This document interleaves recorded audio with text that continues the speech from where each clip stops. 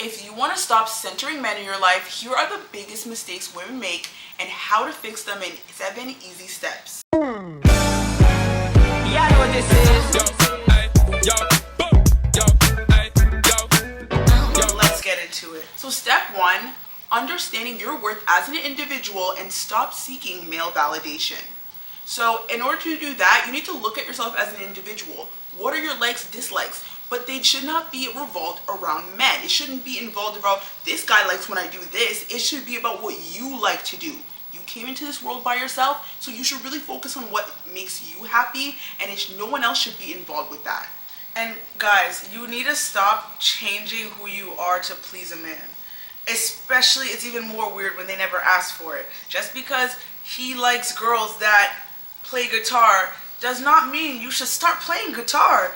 Just because he said he loves plants and he's always been into plants doesn't mean you need to read a bunch of books about plants so you can prove to him that you like plants. Or pretend you like plants. They have a lot in common. Like, they both live in LA and they both like fucking plants. Like, I like fucking plants, but I can't name all the fucking plants. Like, No, study listen. study fucking plants. No, listen.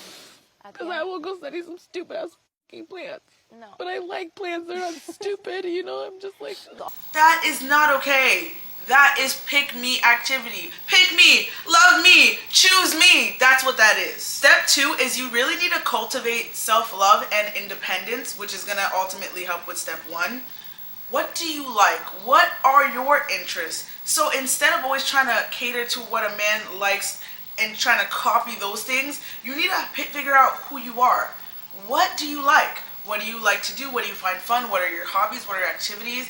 Get to know yourself. And you should need help. Like, most girls, I feel like sometimes feel like they can't do anything without a man helping them to do it. You should have a sense of independence, knowing how to do things on your own without any help. It's very important for you as a girl to have me time. Like, you need to get to know yourself. Like, there needs to be self-care. You need to sit back and face you and just be with you.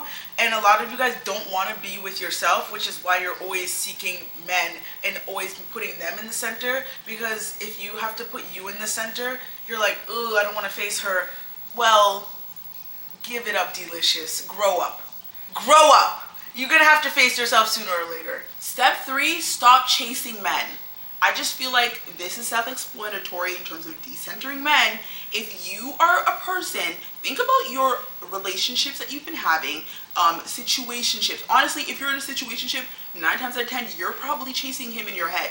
Sometimes you don't actually have to physically be running after him down the street. It's about where your head is at. Like, you have to think, like, are you thinking about, oh my God, is he thinking about me?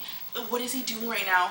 Oh my God, did I make him unhappy? Like, if you have thoughts like that, you are chasing a man. You guys need to stop overcompensating. That's another form of chasing a man.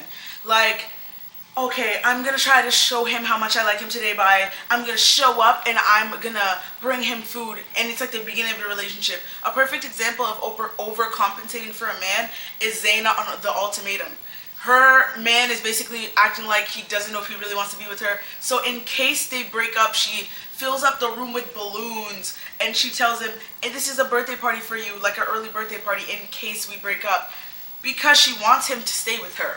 This is her overcompensating, therefore chasing him and doing grand gestures, which also men hate because you're basically treating them like they're the baby girl of the relationship and you're the man, like overcompensating to present to them, oh my God, like, pick me, choose me, love me. Girl, these are the lines of the man. He should be saying that to you. So stop doing actions and, you know, when they try to beg for compliments, like, oh, do you like when I do this? Oh, like, yeah, like, that's disgusting. Like, stop that. That's disgusting. And I promise you right now, if you think you seem like you're being such a sweet girl, you lower in value in his eyes because it shows that you don't think you're good enough and you always have to constantly prove yourself. If you're the girl that asks men out and you be tricking on them, you're like, yeah, I'll send him an Uber to his house so we can have dinner. If you're the one pulling up on guys thinking you're killing the game, like, or you're always texting him first, and you're the one pulling up to him in the club being like, hey baby boy, I saw you from across the party.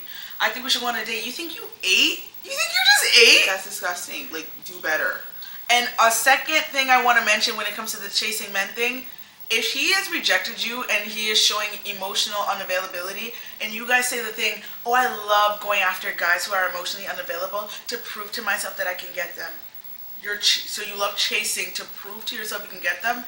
That's a trauma response, beloved. Yeah. There's something off in your life. Most likely your parents, one of your parents abandoned you, or maybe both. You need to work that out with your therapist, or do some shadow yourself. You gotta do the shadow work. Or just do some shadow work and start figuring out why you do these things. Because that stuff isn't cute. It's not a quirk.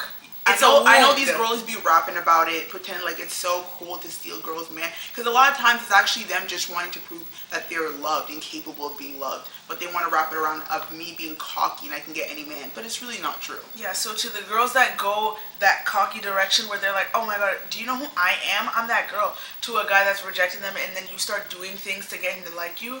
You're now chasing the man, and it's giving pick me, love me, choose me. No. Step 4 is creating connections outside of men. Like, you're supposed to create a good network of women. I think it's so important as a woman to meet other women who uplift you, who inspire you, who pour into you. I promise you right now, looking to be close with men will not benefit you. They will only drain you, and we will talk about that in another video. So women will pour into you. They will make you a better person. If you found quality women, if you found low quality women who are pick-me-shows, they'll do the exact opposite. So you need to be diligent and really be logical about what kind of people you're surrounding yourself with. Yeah, it's really important for you guys to start nurturing those platonic relationships and just nurturing the idea that women, like being with women is a sisterhood.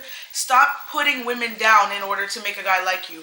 When you have female friendships and you're the girl that roasts her, make fun of her to make a guy laugh, if you're the girl who is gonna try and make a girl feel ugly in front of another guy in order to get his attention, you're not a girl's girl, and that's disgusting. That's disgusting. Like, it just shows that you're not confident in yourself. And that is disgusting. Aren't you disgusted that you're not confident in yourself and you're letting everyone know?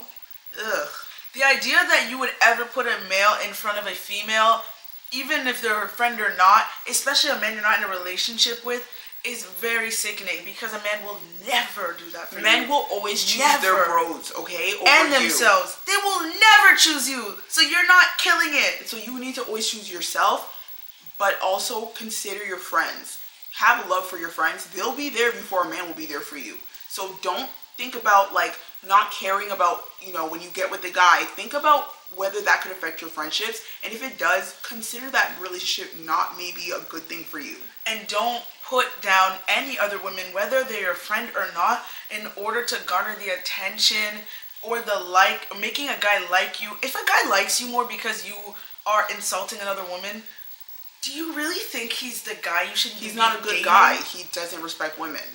And he likes that you don't. If he constantly takes you away from your friends, consider that as a problem. Because women nurture you, and a lot of times they want to keep you away from the source. That is nurturing you and keeping your head clear. So, yeah. T. So step 5 is to set boundaries with the men in your life. As we said before, men are draining, and it doesn't have to be your significant other. It could be your father, it could be your brother, it could be a family friend, etc. Or even that best friend that you have. Yeah. You need to start practicing saying no to them. If you have things that you are used to always doing for these men in your life, it probably translates in your romantic relationships. So you need to start at home. You need to start at the root in order to fix the fruit that's growing from the tree, or it's going to always be rotten. A lot of girls, we were from a culture where Haitian, they put men on a pedestal. We had to learn, thankfully we're in a society that is teaching us different things. And I had to realize, oh my God, they're so wrong. The women will slave to make a man happy. You need to put yourself first and say no and put boundaries. You come first. Step 6 is to shift your focus to personal growth and career goals. A lot of the time, you guys don't even know what you want in life. You just know you want a man, and that's insane. That's actually crazy. You need to start with having all these other things in your life situated. Your desires that are outside of men. Your career goals. Your dreams. You need to start nurturing them and evolving those things, and then bringing men into the picture. Because once you see how you can find fulfillment in so many areas of your life, you'll start to realize the value that you held for men is kind of ridiculous. It's super ridiculous because you'll realize like you have so many things you can provide for yourself. So it's like, why are you crying over men and like thirsting and obsessing? And do not think about the man when you are making these decisions. A lot of you guys are like, okay, but will he like this? If he can't be here for this, then I can't take this job. Or if this will get in the way of me having to be there for him, so I can't do that. Take him out of the picture and just look at this. You and the goal. Step 7, practice detachment while dating. A lot of women in today's society, we've been brainwashed to believe that, oh, when you're dating, only focus on one guy and ignore everyone else. And so many girls are like, oh my God, I'm so tired. I can't keep up with dating all these guys. You need to understand, when you focus on one man, you put your options at 0. Like, now you don't know what's out there because you only focus on one guy. He seems so amazing, but you don't know that you ignoring the next guy, he could be the true Prince Charming. That is having a scarcity mindset. We've been taught that. You need to think of abundance. That's the first of a decentering man. Abundance. You can get more and more. If he didn't work out, there's the next one waiting. You're always going to get better and better, no matter what. So you really need to think about dating different men, getting to know what you like for yourself to see if they're even worth your time. Now, I know a lot of girls think it's so hard to rotational date and they think it's wrong, and society has made you think it is wrong. But here's the thing. You guys get too obsessed with the guys that you are romantically interested in, and most of the times you're more obsessed than the guy is, and it happens very quickly. Think about shows like Love Island. A bombshell comes in, they have one good chat, they start losing their mind over them, and there could be other options in the villa, but the girl wants to put all her eggs in one basket. And because you guys have this mentality of basically just always zoning in on one person, you also expect the men in your life to be that way too. And then you put these pressures that he can't see any other person, he can't talk to anyone else, he has to only put his focus on you. And I believe personally that that is an insecurity that you have, because you cannot fathom that he could get to know other energies and yours and you could still be picked. So you try to close everything off, and you also try to use the fact that you believe, oh no, I have to put all my energy into you. But you know, it could be the same for you as a girl. You should also be trying out all these different energies and experiencing all these different men, because how are you going to get obsessed with one guy when you're dating 5? Like, you're dating 5 different guys. You are going to easily be able to detach emotionally from this other guy instead of going crazy in your house. Like, oh my God, like, he hasn't called me. Yeah, you're texting another guy. Like, this is actually a practice. It's for your own good. You guys are always saying, no, I'm the type of girl that I can only date one man and it's only me and you. I don't know what them other bitches is talking about, that rotational dating shit. This is for your own good. And also, when you're dating, you need to also think, like, it's not about being this, like, amazing woman for him. You need to just be yourself. A lot of times, you guys go into dating being like, oh my God, how do I make myself really amazing so he can like me? It's about what can he do for you as a woman. You're the person who's seeing if he can prove himself to you. It's not the other way around. If you center men in your life, when you think, oh my God, is he gonna like me if I do this and that? When you're rotationally dating, you're supposed to see how are these men presenting themselves, and then you can slowly take off like, okay, he's not performing as great as this guy. He's really showing and proving himself to me. That will be a lot easier for you to rotational date. That's why a lot of you are like, oh my God, it's so exhausting. Probably because you're giving all your energy. You're not supposed to give your energy. They're supposed to give their energy to you. Also, rotational dating helps you see how different men react to you and different sides of you and what they bring out of you. You could be experiencing anxiety with one guy that makes you so nervous all the time and complete comfortability with another man. And these things will show you what you need. But if you're too busy having anxiety throughout your whole 8 years with this guy, and then your next relationship, you start dating this guy and he's so nice, and you're like, I didn't know other men were out there like this. Like, I actually never knew that. Breaks my heart. You wasted 8 years not knowing that there was something better than what you had because you put all your eggs in his basket in, like, the first time you met him. Exactly. And you sometimes even being nervous and stuff, a lot of women, I noticed, they'll be like really stressed around a man. When they meet a guy who is their piece, they want to reject him because they've been so stuck in a trauma with that other guy. They miss out on the good quality man because now he's like, oh my God, he's so safe. Like, no, he's actually good for you, for your nervous system, but you're so used to being so stressed out, you can't even see it. So we want you guys to take these 7 steps and put them into action. You need to stop centering men. Do the cheer for them. Ready? 5, 6, 7, 8. Decenter men. Put your hands up, everybody. Decenter men. Decenter men. Okay? Yeah, whenever you feel like in a moment, like you get caught up, like go to the bathroom, go to a private place. And just like do this. Even if it's in your head, you're like, decenter men. Yeah, like, get the fuck. You need to stop being a pick-Misha. Stop being a pick-Misha. You can stop today. It just starts with this video, so let's go. And let us know if this was helpful, or if you know any pick-Mishas in your life. Let us know in the comments. Yeah, like let us know crazy pick-Misha stories of girls who just have done too much, girls who have ruined friendships with you. Let us know in the comments, and proving why we need to decenter men. And let me tell you guys this. Once you decenter men, you will have the most loving and wonderful relationship. It will all fall into place because they are no longer the center of your world.